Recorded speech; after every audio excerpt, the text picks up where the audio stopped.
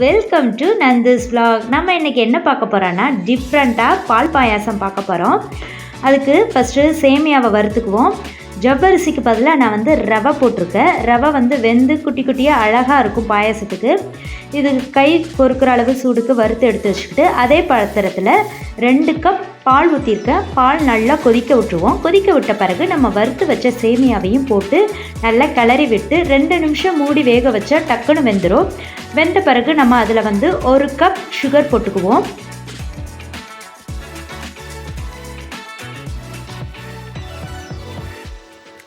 Sugar போட்டுக்கிட்டு தேவையான அளவு கொஞ்சமாக உப்பு போட்டுக்கிட்டு நல்லா கிளறி விட்டுருங்க. 3 ஏலக்காவோ தட்டி போட்டுடலாம்.